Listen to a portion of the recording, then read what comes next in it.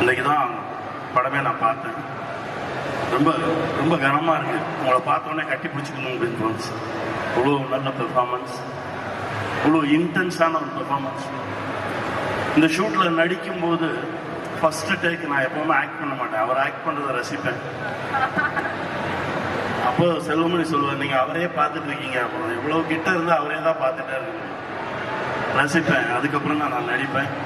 உங்களை இவ்வளோ கிட்ட அந்த நவரசத்தையும் பார்க்க முடிஞ்சது உங்களுடைய திறமைக்கும் உங்களுடைய உழைப்புக்கும் நீங்கள் அடுத்தவங்க மேலே காட்டுற அன்புக்கும்.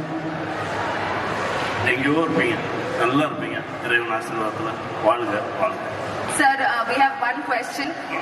Your character, the director in the movie and the actor, what is the relationship? ஒரு அப்பா புள்ள மாதிரி தான். அந்த மூவில அதேதான். ரியல் லைஃப் தான். ரியல் லைஃப்ல அதேதான். புள்ள மாதிரி தான் பார்க்குறேன். அவங்களுடைய அப்பா நமக்கு எல்லாருக்கும் தெரியும். அவங்களுக்கு ப்ராப்ளம் மம்முக்கா வெல்லும் இஷ்டப்பட்டிല്ലല്ലോ. He'll be okay. அவருக்கு என்ன ரொம்ப பிடிக்கும். No problem. What a beautiful way to say that the relationship is that of. இந்த அன்பும் இந்த பாசமும் கடைசி வரைக்கும் கடவுள்கிட்ட வேண்டிக்கிறேன்.